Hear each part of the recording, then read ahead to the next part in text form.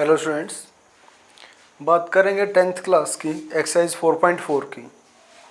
तो स्टार्ट करते हैं एक्सरसाइज 4.4। इस एक्सरसाइज को पूरा करने के बाद एक बार अगर याद रहा तो हम ज़रूर करेंगे एक्सरसाइज 4.3 का लास्ट क्वेश्चन।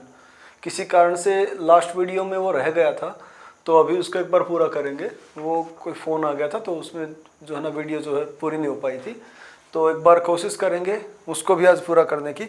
और ये गिनती के 5 क्वेश्चन है, इनको करना है अभी में। जैसे फर्स्ट क्वेश्चन बेटा, फर्स्ट क्वेश्चन है 4.4 का कि find the nature of the roots of the following quadratic equations. Nature बताना है आपको किसका? Roots of the quadratic equations.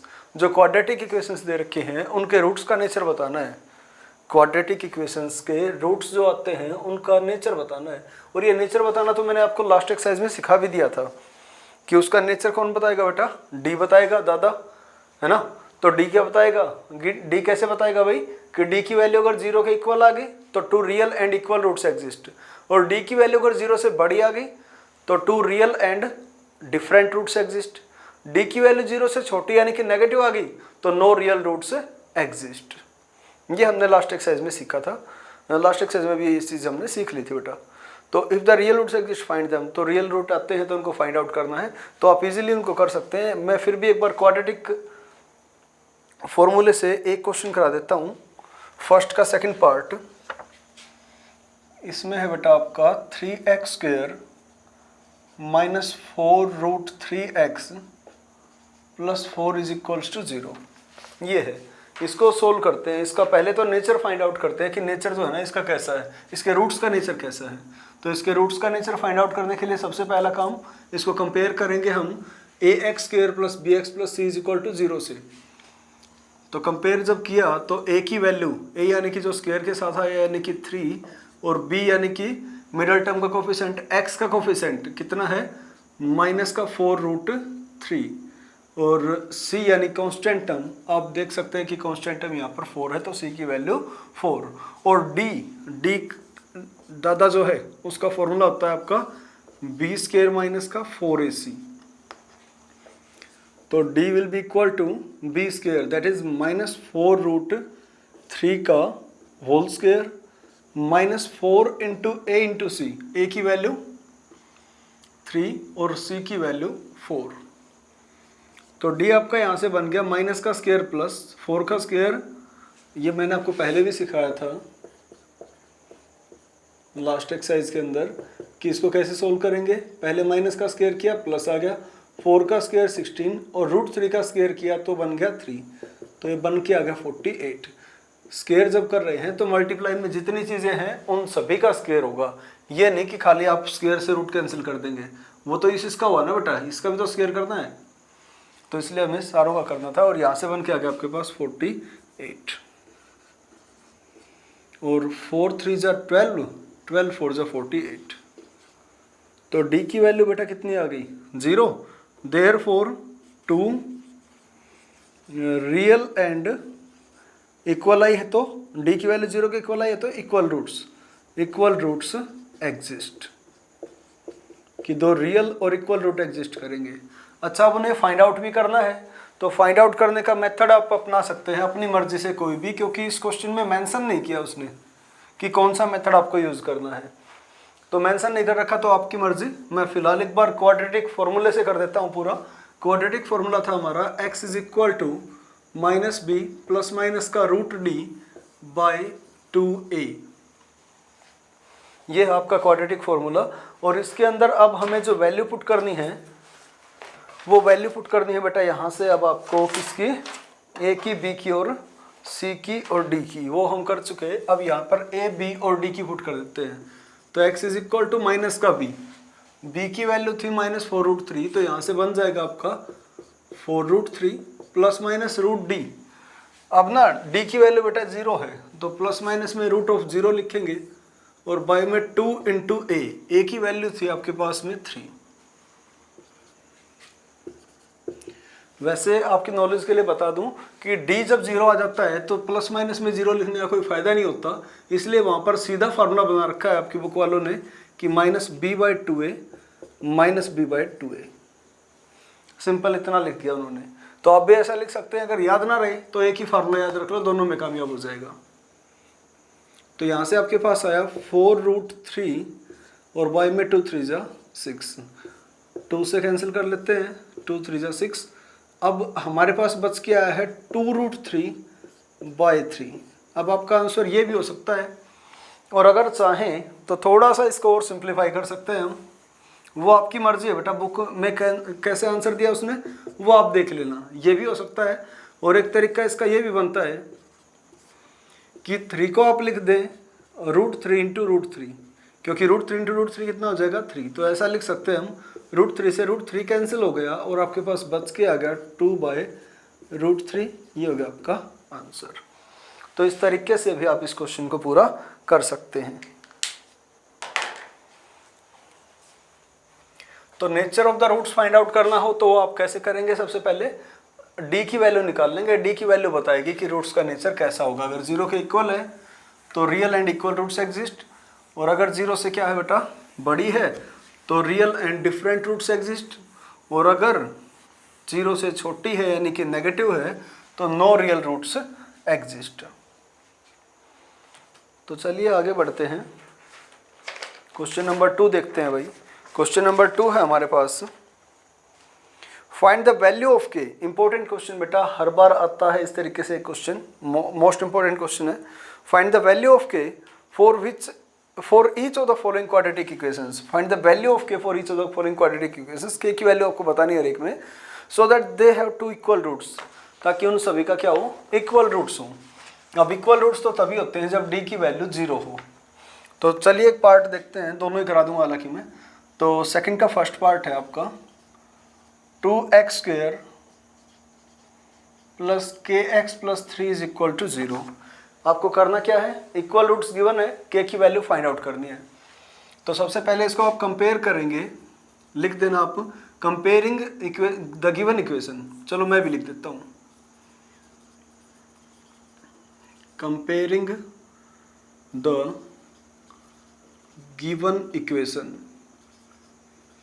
With ax² + bx + c = 0। तो यहाँ से x² के साथ आप चेक कर सकते हैं, a है वहाँ पर 2 है, तो a की वैल्यू 2 मिल गई, लिख देना we get a = 2, b = k and c = 3। a, b और c आ गया हमारे पास में। हमें निकालने हैं k की वैल्यू, ताकि इस इक्वेशन के दोनों रूट जो है वो इक्वल हो जाएं। तो पहले आप d निकाल लो। d का फॉर्मूला होता है b² - 4ac। तो b का स्क्वायर मीन्स b की वैल्यू k, तो k², 4 × a × c। तो ये आ गया आपका k² - 4 × 8, 8 × 3 = 24। तो d जो आपका आया है वो आया है k² - 24। बेटा d की वैल्यू ये आ गई, लेकिन जब रूट्स इक्वल होते हैं तो d की वैल्यू किसके इक्वल हो जाती है, जब रूट्स इक्वल होते हैं तो d की वैल्यू 0 के इक्वल हो जाती है। तो हम यहाँ पर ये कहेंगे कि if the roots are equal then d must be equal to 0। क्या बोलेंगे बेटा कि अगर रूट्स इक्वल हैं तो d की वैल्यू क्या रहेगी, 0 रहेगी। For equal roots d = 0। तो d की वैल्यू बेटा 0 के इक्वल रहेगी, और d की वैल्यू जो आई थी, देयरफॉर d की वैल्यू आई थी k² - 24 = 0। यहाँ से k फाइंड आउट करना है, तो क्या करें भाई इसके लिए, 24 को राइट हैंड साइड में ले जाते हैं, लेफ्ट में बच गया आपके पास k²। अब दोनों तरफ स्क्वायर रूट लेंगे, स्क्वायर रूट के साथ साथ लगता है प्लस और माइनस, स्क्वायर से रूट गया, k की वैल्यू आ गई ± और 24 का रूट। अब 24 का स्क्वायर रूट निकालना है, थोड़ा सा रफ वर्क कर लो। 2 से किया 12, 2 से किया 6, 2 से किया 3 और 3 से किया 1। फैक्टराइजेशन हो गया भाई। अब स्क्वायर रूट है तो 2 में से 1 बाहर आएगा, ये दोनों सेम है तो इनमें से 2 बाहर, ये दोनों डिफरेंट है तो ये दोनों अंदर ही रह गई, यानी कि बाहर आ गया 2, अंदर रहेगा 2 3 जा 6, तो 2√6। ये बेटा आपकी k की वैल्यू आ गई, यानी कि k की वैल्यू, ये आपका आंसर आ गया वैसे तो। आगे वैसे नॉलेज के लिए खाली बता दूं कि के की वैल्यू अगर 2√6 यहाँ पर आप लेंगे ना, अगर के की वैल्यू यहाँ पर क्या ले लेंगे आप 2√6, तो इस इक्वेशन के इक्वल रूट्स आएंगे बेटा। और के की वैल्यू -2√6 ले लेंगे तब भी के जो इस इक्वेशन के हैं वो इक्वल रूट्स आएंगे। तो ये दोनों ही हमारे आंसर हो जाएंगे यहाँ पर। और अब नेक्स्ट इसका जो सेकंड पार्ट है वो मैं आपको करा देता हूँ। सेकंड पार्ट है जैसे इसका कि kx into x minus two, kx into x minus two और +6 इज इक्वल टू 0, ये है बेटा। तो सबसे पहले तो इसको स्टैंडर्ड फॉर्म में लेके आते हैं। kx को अंदर मल्टीप्लाई किया तो ये बन गया आपका kx स्क्वायर माइनस का 2kx plus 6 is equal to 0। यहाँ से अब हमें फाइंड आउट कर दें k की वैल्यू जिसके लिए रूट्स क्या हों, इक्वल हों। तो सबसे पहले इसको कंपेयर कर लेना आप फिर से, ये लाइन दोबारा से लिख लेंगे यहाँ पर, comparing the given equation with ax square plus bx plus c is equal to 0 we get, हमें a की वैल्यू क्या मिल जाएगी, a की वैल्यू मिल गई बेटा k, b की वैल्यू मिल गई जो x के साथ आया, x के साथ जो आया वो है माइनस का 2k, a की वैल्यू क्या थी जो x स्क्वायर के साथ आया यानी k, b की वैल्यू जो x के साथ आया यानी -2k, और c की वैल्यू कांस्टेंट m यानी 6। अब दादा का formula b square minus 4ac, तो d is equal to B square that is -2k का होल स्क्वायर माइनस का 4 इंटू a इंटू सी। तो -2 का स्क्वायर बेटा 4 और k स्क्वायर बन जाएगा -4 6 24k। ये आगे बेटा आपकी d की वैल्यू। अब वही बात, d की वैल्यू आने के बाद क्या लिखेंगे, 4 equal roots d is equal to 0, लिख देंगे इस बात को कि 4 equal roots d is equal to 0 लिखना है बेटा ये। उसके बाद क्या करना है आपको, d की जो वैल्यू है उसको इक्वल टू 0 रख देना है। तो then 4k square minus 24k is equal to 0। अब यहाँ से दोनों में k आया हुआ है तो दोनों में से k कॉमन, और दोनों 4 से डिविजिबल है तो 4 कॉमन, तो 4 और k कॉमन, 4k कॉमन, तो 4 से 4 गया, k से स्क्वायर गया, बच गया k, और यहाँ से k से k गया, 4 6 24 होता है।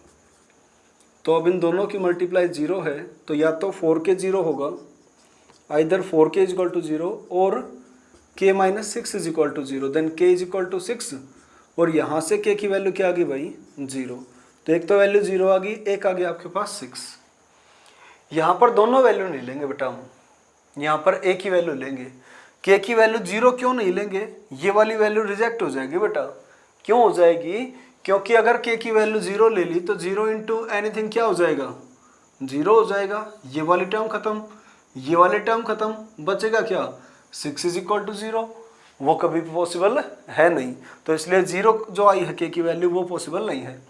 वैसे भी तो हमने लिखा था कि either 4k is equal to 0 और k minus 6 is equal to 0, कि भाई या तो ये 0 होगा या फिर वो 0 होगा।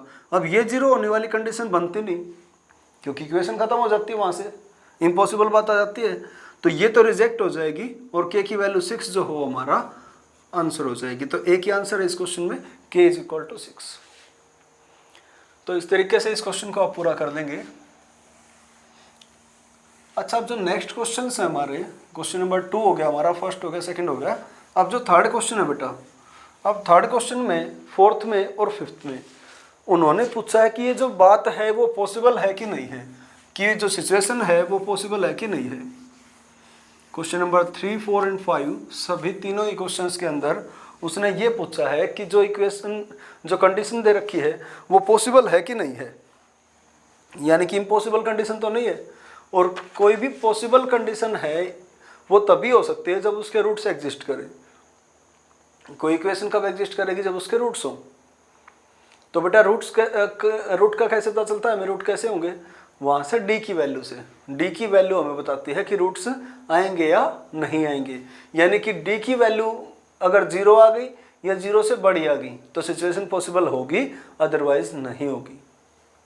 दादा बताएगा ना हमें कि सिचुएशन पॉसिबल है कि नहीं है, कि कोई काम हो सकता है कि नहीं हो सकता। कौन बताता है हमें, दादा।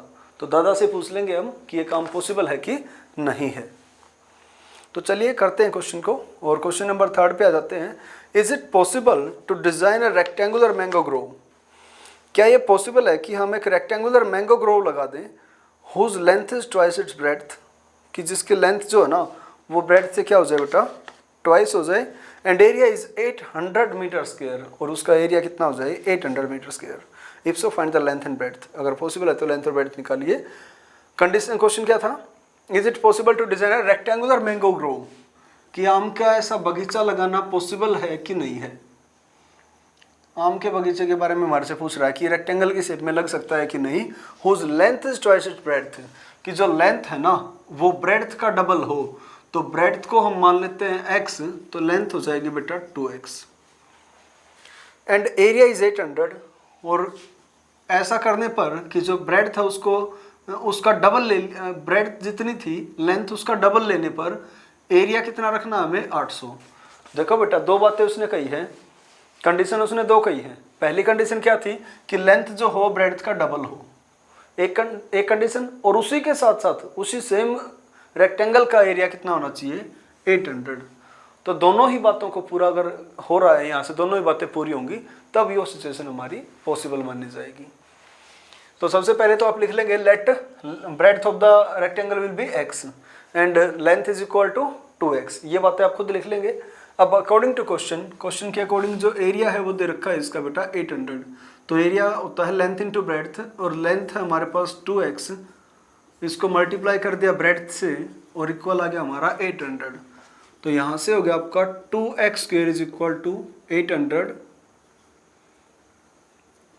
अब ये जो नेक्स्ट स्टेप में 2 है ये मल्टीप्लाई वहाँ जाके क्या हो जाएगा डिवाइड, और 2 से कैंसिल किया तो x स्क्वायर की वैल्यू आ गई बेटा आपके पास 400।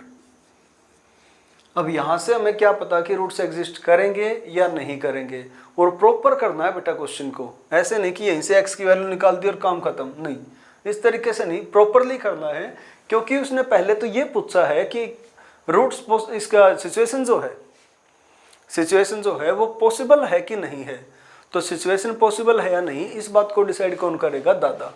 डी की वैल्यू बताएगी, डिस्क्रिमिनेंट बताएगा।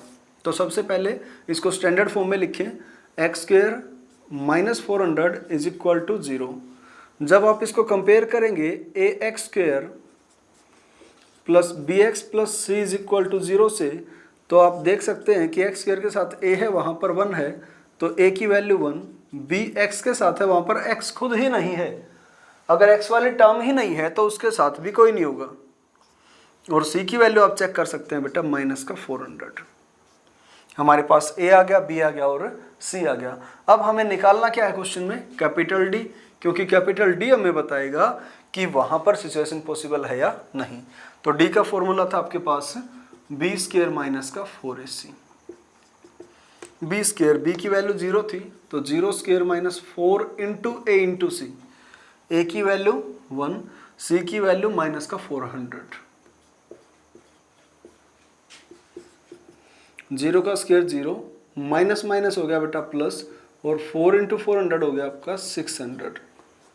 तो डी की वैल्यू 1600 आ गई।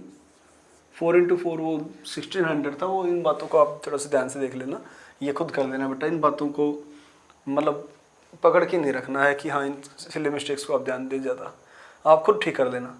तो डी की वैल्यू आ गई आपके पास 1600, 1600 आ गई बेटा डी की वैल्यू। डी की वैल्यू 0 से बड़ी है ना, लिख देंगे कि here D is greater than 0 so the situation is possible. Situation possible है भाई। कब होगी सिचुएशन पॉसिबल, जब डी की वैल्यू 0 है 0 से बड़ी आ जाए। तो यहाँ पर 0 से बड़ी है तो सिचुएशन इज पॉसिबल। अब आपको क्या निकालना है, रूट्स निकालना है। तो रूट्स निकालने के लिए एक्स की वैल्यू चाहिए। अब आपकी मर्जी, आप कोई भी मेथड अपना, या सिंपल डायरेक्ट कर सकते हैं तो डायरेक्ट कर दो। तो यहाँ से डायरेक्ट कर देंगे क्वेश्चन को। क्या था कि x square is equal to 400 ना, ये था हमारे पास। तो यहाँ से दोनों तरफ रूट ले लिया, स्क्वायर से रूट कैंसिल, प्लस माइनस लग जाएगा। एक्स की वैल्यू प्लस माइनस 400 का रूट करेंगे 20 आ जाएगा। तो एक्स की वैल्यू एक तो आ गई भाई 20, एक आ गई -20। अब एक्स क्या माना गया था क्वेश्चन में, एक्स क्या माना था आपने, ब्रेड्थ माननी थी, और ब्रेड्थ कभी भी नेगेटिव नहीं हो सकती। तो ये हो जाएगी रिजेक्ट और ये हो जाएगी सिलेक्ट, ये हो जाएगा हमारा आंसर। एक्स की वैल्यू बेटा जो ब्रेड्थ है वो कितनी होगी 20, और लेंथ उसका डबल हो जाएगी 22 × 40। तो क्वेश्चन जो है वो हमारा कंप्लीट हो गया। और नेक्स्ट क्वेश्चन अब हम देख लेते हैं।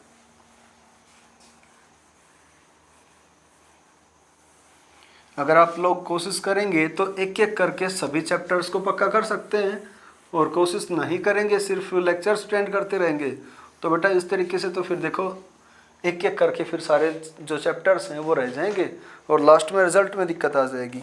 तो बेटर है कि आप इन चीज़ों को सीख के चलें और फ्यूचर में इसका बहुत अच्छे से फ़ायदा उठाने का आपको मौके मिलेंगे, खूब मिलेंगे, बहुत मिल रहे हैं। मैं भी तो इसी चीज़ का फ़ायदा उठा रहा हूँ क्योंकि मेरे को चीज़ें आती हैं, मैं एक्सप्लेन कर पा रहा हूँ और इन चीज़ों का फ़ायदा मिल रहा है कि आप लोगों तक जुड़ पा रहा हूँ मैं। और आप लोग जब इनको सीख लेंगे तो बेटा आप लोगों को भी इसके अनंत फ़ायदे मिल जाएंगे। वो आपके ऊपर डिपेंड करता है कि आप इनको कितना सीखते हैं, किस लेवल तक सीखते हैं, रटते हैं या सीखते हैं और घर पे जाके काम करेंगे कि नहीं करेंगे।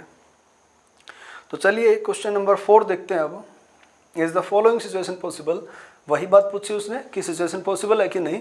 If so determine their present age, और अगर पॉसिबल है तो उसकी डिटरमाइन करनी है आपको प्रेजेंट एज, यानी कि एज वाला क्वेश्चन है।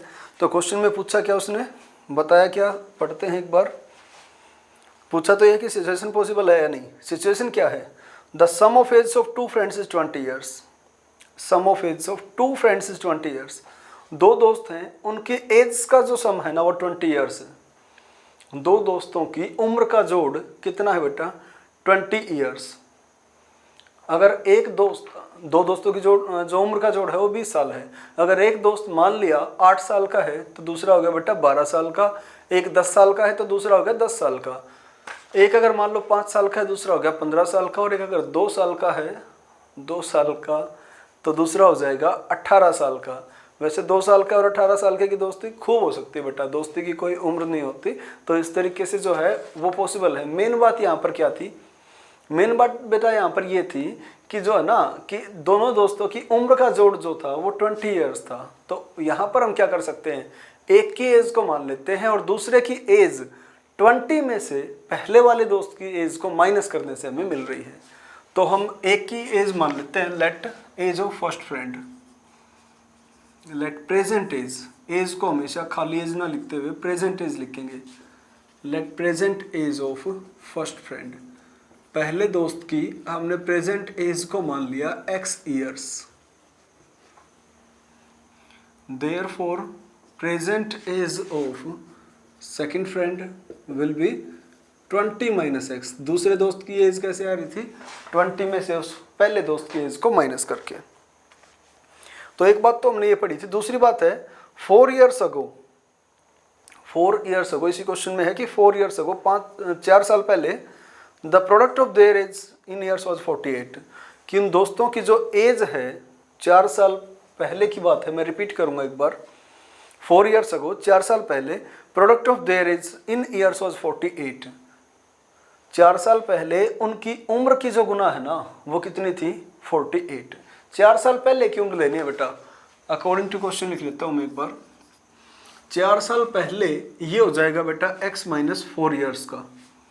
बेटा जितनी आज हमारी एज है, मान लीजिए मेरी एज है 34, तो 4 साल पहले मेरी एज कितनी हो जाएगी, 30 ईयर्स। आज मेरी 24 है तो 4 साल पहले कितनी हो जाएगी, 20 ईयर्स। आज 54 है तो 4 साल पहले 50 ईयर्स। यानी कि जितनी आज एज है 4 साल पहले उससे 4 साल कम होगी। तो 4 साल कम कर देते हैं तो कितना हो जाएगा बेटा, x माइनस 4। ये तो आगे पहले दोस्त की उम्र। अब दूसरे की उम्र निकालनी 4 साल पहले वाली, अभी है 20 माइनस x, 4 साल पहले 4 कम कर देते हैं। इसने लिखा था क्वेश्चन में, the product of 4 years ago the product of their age. 4 साल पहले उनकी जो उम्र है उनकी मल्टीप्लाई, उनकी जो प्रोडक्ट है वो आ जाएगी बेटा 48।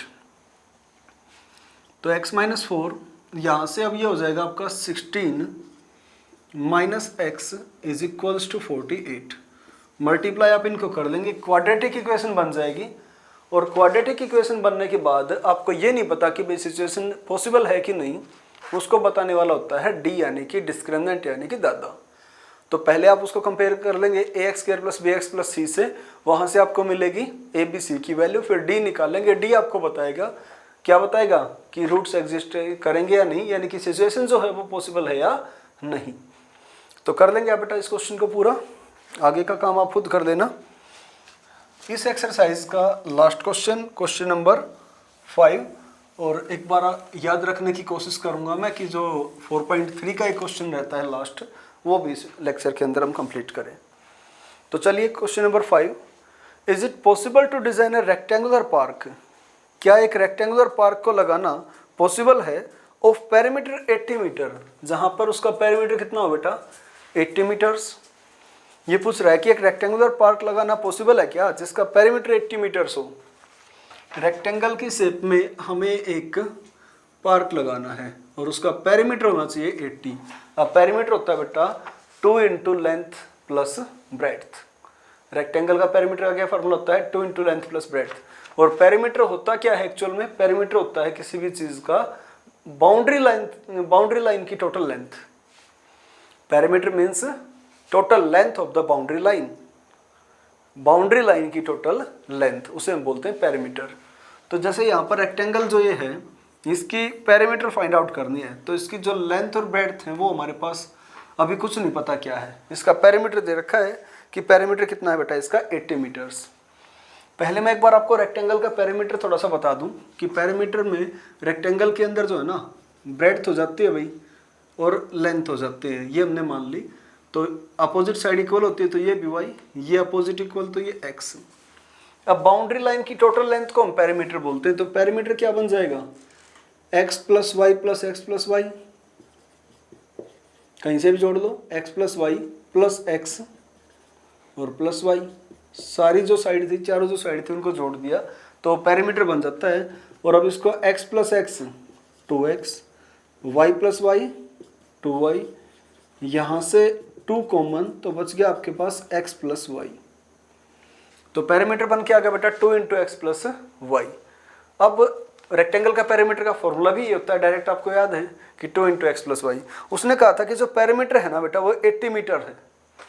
तो पहले आप क्या कर लें, पहले आप लेट कर लें कि जो ब्रेड्थ है वो इसकी x मीटर्स, मीटर्स में ये बात चल रही थी, जी हाँ मीटर्स में बात चल रही थी, एंड लेंथ बेटा इस क्वेश्चन में आपने नोट किया होगा कि पेरीमीटर उसने दे रखा था 80 मीटर्स।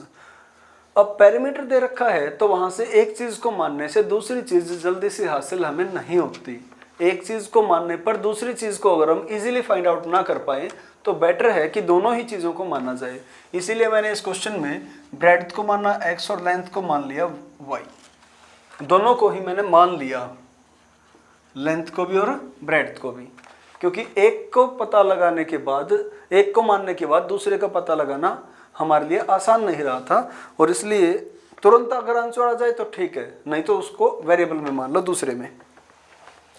और एरिया जो दे रखा है इसका 400। दो बातें कही थी उसने, according to condition first perimeter 2 into length plus breadth, यह है बेटा 80। और दूसरी कंडीशन जो थी उसमें था एरिया, एरिया यानी कि लेंथ इंटू ब्रेड्थ, वो इसने दे रखा था क्वेश्चन में। कितना था बेटा, वो दे रखा था इसने 400। तो यहाँ से 2 से कैंसिल करके बन जाएगा आपका ये x plus y is equal to 40। ये तो हो गया आपकी इक्वेशन नंबर 1 और ये होगी इक्वेशन नंबर 2। हमने इस चैप्टर में सीखा क्या है, हमने सीखा है क्वाड्रेटिक इक्वेशंस को सोल्व करना। यहाँ से तो क्वाड्रेटिक बने नहीं, तो क्वाड्रेटिक कैसे बनाए बेटा, क्वाड्रेटिक बनाने के लिए हम ये कर लेते हैं कि फर्स्ट इक्वेशन में से y की वैल्यू निकाल लेते हैं। फ्रॉम इक्वेशन फर्स्ट इक्वेशन से क्या किया बेटा, y की वैल्यू निकाल ली, y is equal to 40 minus x. पहले इक्वेशन से देख सकते हैं ना कि y की वैल्यू क्या बनेगी 40 माइनस एक्स। और पुट कर देते हैं इसको in equation number second. Now putting value of y, putting the value of y in equation number 2। Second में पुट कर दिया तो सेकंड में x तो एज इट इज और y की वैल्यू क्या रखेंगे बेटा, y की वैल्यू आई थी 40 minus x is equal to 400। अब इसको मल्टीप्लाई कर लो, तो मल्टीप्लाई करेंगे तो क्या बन जाएगा, x इंटू 40 हो जाएगा आपका 40x minus x square is equal to 400। अब क्या करोगे, क्वाड्रेटिक बन चुकी ना, सिंप्लीफाई कर लेना इसको, d की वैल्यू आपको मिल जाएगी और वो आपको बताएगी कि इक्वेशंस के जो रूट्स हैं वो एग्जिस्ट करेंगे या नहीं करेंगे, यानी कि ये सिचुएशन जो है पॉसिबल है या नहीं। तो इस एक्सरसाइज में मेन काम हमने यही सीखा कि सिचुएशन पॉसिबल है या नहीं वो बताना, और उसको हम नहीं बताएंगे, उसको कौन बताएगा बेटा? उसको बताएगा कौन? डिस्क्रिमिनेंट यानी कि दादा। एक बात और भी सीखी थी यहाँ से, इंपॉर्टेंट क्वेश्चन सेकंड, जिसके अंदर के की वैल्यू फाइंड आउट करनी थी, और के की वैल्यू फाइंड आउट करनी थी जबकि रूट्स जो है वो इक्वल दे रखे थे। तो उसके लिए हम क्या करते हैं? उसके लिए हम डी की वैल्यू को इक्वल टू 0 रख देते हैं, क्योंकि हमने ये बात लर्न कर ली थी पिछली एक्सरसाइज में। चलिए, पिछली एक्सरसाइज से मेरे को याद आया कि पिछली एक्सरसाइज का एक क्वेश्चन रहता है लास्ट यानी कि 11th, तो उसको पूरा कर लेते हैं। ये आपका ये चैप्टर जो है पूरा हो जाएगा। कोई भी डाउट है तो वो आप बता देंगे मेरे को, डाउट क्लास में उसको क्लियर कर देंगे, या व्हाट्सएप पे आप मेरे को पूछ सकते हैं, जो भी है ग्रुप के अंदर। तो 11th क्वेश्चन देखते हैं भाई। Sum of the areas of 2 squares is 468 metre square. Sum of areas of 2 squares, 2 square है बेटा, 2 स्क्वायर के एरिया का जो सम है ना वो 468 है। 2 स्क्वायर हैं और उनके एरिया का अगर सम कर दें तो 468 आ जाएगा। If the difference of their perimeter is 24, और उनके पेरीमीटर्स का डिफरेंस 24 है। देखो बेटा, 2 स्क्वायर के एरिया का सम कर दें, 2 स्क्वायर हैं उनके एरिया का सम कर दें तो आ जाएगा 468, और पेरीमीटर्स का डिफरेंस निकाले तो आएगा 24। अब एक स्क्वायर की साइड को मैंने 5 मान लिया, तो दूसरे की साइड पता नहीं लग रही हमें कोई भी कंडीशन से, ना तो उसके एरियाज का सम जो दे रखा है वहां से पता चला, ना ही जो पेरीमीटर्स का डिफरेंस दे रखा है वहां से पता चला। तो यहाँ पर भी क्वेश्चन कैसा हो गया जिसके अंदर हमें एक को मानने से दूसरे का पता आसानी से नहीं लग रहा। पता लगाने को तो आप लगा सकते हैं, लेकिन आसानी से नहीं लग रहा, तो ज़्यादा जोर आपको दिमाग पर नहीं डालना, दोनों को ही अलग अलग वेरिएबल मान लो, एक को x और एक को y। तो यहाँ पर 2 चीज़ें क्या थी? 2 स्क्वायर थे, और स्क्वायर की हम मान के चलेंगे साइड। तो लेट कर लेते हैं कि साइड ऑफ स्क्वायर, एक छोटा स्क्वायर मान लेंगे, एक बड़ा स्क्वायर। इस तरीके से 2 स्क्वायर है बेटा। तो पहले बड़े वाले की मान लेते हैं साइड को, let side of larger square. जो बड़े वाला स्क्वायर है उसकी साइड को हमने मान लिया is equal to x metre. Metres में बात चल रही थी, हाँ मीटर्स में चल रही थी, मीटर्स सेंटीमीटर्स कुछ भी नहीं दे रखा, तो यूनिट्स आप लिख देंगे वहां पर। तो स्क्वायर की साइड हमने मान ली बेटा x मीटर्स, कौन से की? बड़े वाले की। अब पता नहीं चल रहा हमें छोटे वाले की क्या मानने, मतलब इसको मानने से दूसरे की साइड नहीं आई, तो इसलिए दूसरे को भी मानना पड़ेगा। तो जो स्मॉलर स्क्वायर होगा उसको हमने मान लिया y मीटर्स। अब अकॉर्डिंग टू कंडीशन फर्स्ट, पहली कंडीशन में क्या था? जो एरियाज का सम है वो 468 था। एरियाज का सम, एरिया बेटा इसका एरिया निकालेंगे, इसकी साइड को हमने माना है x, इसकी साइड y, तो इसका एरिया हो जाएगा साइड इंटू साइड यानी x स्क्वायर, इसका एरिया हो जाएगा y स्क्वायर। तो x स्क्वायर बड़े का एरिया, y स्क्वायर छोटे का एरिया, ऐड किया तो आपका बन के आ गया कितना?